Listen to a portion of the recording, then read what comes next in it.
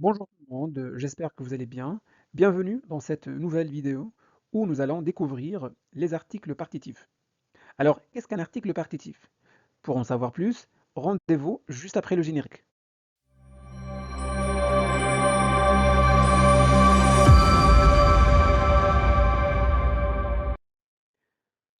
Les articles partitifs servent à désigner une quantité indéterminée d'une chose qu'on ne peut pas compter. Ils sont souvent utilisés avec des aliments, des boissons ou des matières. Voici les principaux articles partitifs. Du, on l'emploie devant un nom masculin singulier, de la devant un nom féminin singulier, de L' devant un nom commençant par une voyelle ou un H muet, des devant un nom pluriel, que ce soit masculin ou féminin. Très bien. Alors, quand la quantité est indéterminée, on emploie les articles partitifs. Quand la quantité est déterminée, on emploie la préposition de. Voyons quelques exemples. Chaque matin, je mange du pain. Donc je mange du pain, j'ai utilisé du, l'article partitif du, car je ne connais pas la quantité de pain. D'accord? J'ignore la quantité de pain. D'accord? Du, c'est un article partitif qu'on emploie devant un nom masculin singulier. Je bois du lait. Donc je bois du lait. Ici, j'ai employé du, un article partitif, car la quantité de lait est inconnue. Enfin, je ne connais pas la quantité de lait que j'ai bu. Voilà. Du devant un nom masculin singulier. Paul a du courage. Le mot courage est un nom abstrait. On ne peut pas compter, on ne peut pas dire un courage, deux courages, trois courages. Donc, c'est un nom incontable. Donc, on emploie du, un article partitif. Pourquoi? Parce que le mot courage est un nom masculin singulier. Je mange du pain avec de la confiture. Voilà. Donc, du, c'est un article partitif. Du pain. Donc, la quantité du pain est indéterminée. Voilà. La même chose ici, la quantité de confiture est indéterminée. Donc, on emploie l'article de là. C'est un article partitif que l'on emploie devant un nom féminin singulier. Je fais une omelette avec de la crème fraîche. Ici, j'ignore la quantité de crème fraîche. D'accord?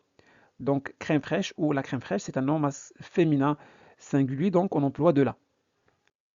C'est bon, nous mangeons de la soupe en hiver. Donc, nous mangeons de la soupe en hiver, donc on ignore la quantité de soupe que nous mangeons. Donc, c'est une quantité indéterminée, donc on emploie un article partitif.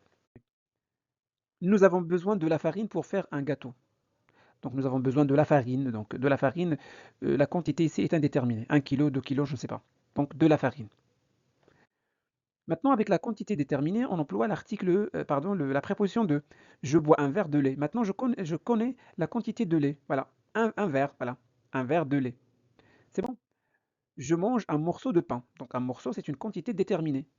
Après une quantité déterminée, on emploie de. Ne dites pas je mange un morceau du pain. C'est incorrect. Je mange un morceau de pain. 100 grammes de sucre. 100 grammes, c'est une quantité déterminée, donc on emploie la préposition de. Un 100 grammes de sucre. Une bouteille d'eau, c'est une quantité déterminée, donc on emploie la préposition de. Un pot de confiture, la même chose. Un pot, c'est une quantité déterminée. Voilà, on emploie de. Tout à l'heure, j'ai dit je mange de la confiture parce que la quantité était indéterminée. Mais maintenant, je connais la quantité, donc j'emploie la préposition de. J'ai acheté 1 kilo de tomates. Donc 1 kilo de tomates. Ne dites pas j'ai acheté 1 kilo de tomates. C'est faux. Alors, après les adverbes de quantité, comme beaucoup, un peu, trop de, euh, voilà, donc assez de, on emploie la préposition de. Regardez, j'ai beaucoup de problèmes. Donc, j'ai beaucoup de problèmes. Le mot problème est un nom masculin pluriel, mais on n'emploie pas des. Donc, après beaucoup, on emploie la préposition de. J'ai beaucoup de problèmes. C'est bon? J'ai beaucoup d'amis. Parfois, j'entends dire j'ai beaucoup des amis. C'est incorrect. Voilà, c'est incorrect puisque après beaucoup, on emploie la préposition de ou des apostrophes. J'ai beaucoup d'amis. Il faut assez de farine pour faire ce gâteau. Il faut assez de farine pour faire ce gâteau. Donc, quand la quantité est déterminée, on emploie de. 1 kilo de farine. Après un adverbe de quantité, on emploie de. Il faut assez de farine. Quand la quantité est indéterminée, on emploie de, du, de la ou des. Par exemple, il me faut de la farine. Il me faut de la farine. Dans ce cas-là, je ne connais pas la quantité, j'emploie le partitif. Il reste un peu de fromage dans le frigo. Un peu de fromage. À la forme négative, les articles partitifs du, de la, de et l'apostrophe et des devient de. Voyons quelques exemples. Alors, je veux du fromage, je ne veux pas de fromage. Tu veux du fromage? Non, je ne veux pas de fromage. Donc, à la forme négative, l'article partitif devient de. Il boit du café, il ne boit pas de café. Elle mange de la salade, elle ne mange pas de salade. Vous voyez? Donc, l'article partitif se transforme et devient de. Elle boit de l'eau, elle ne boit pas d'eau. Voyons cette particularité. Bah, quand on parle d'un objet d'une manière générale, on emploie les articles définis. Regardez, donc avec certains verbes comme aimer, préférer, adorer, détester, on utilise l'article défini. Prenons un exemple. J'aime le lait. Ici, le lait désigne le lait en général. Donc, cette phrase signifie que j'aime le lait de façon générale, pas juste une quantité précise. Oui. Je déteste les épinards. La même chose. Dans cette phrase, je déteste les épinards de façon générale, pas juste une quantité précise. Oui. Faisons un petit exercice pour vérifier votre compréhension. Première question, complétez avec l'article partitif approprié. Je mange de la, du ou des pains le matin. Alors, mettez la vidéo en pause pour répondre à la question. Vous avez trouvé la bonne réponse? Très bien. La bonne réponse est du. Je mange du pain le matin. On a employé un article partitif parce que la quantité du pain ou la quantité de pain est indéterminée. Pourquoi du? Eh bien, parce que le mot pain est un nom masculin singulier. Très bien. Question numéro 2. Complétez avec l'article partitif approprié. Elle boit du eau, de l'eau ou des eaux pendant le repas. La bonne réponse, oui. Très bien. Elle boit de l'eau. Voilà. Quiz numéro 3. Toujours la même consigne.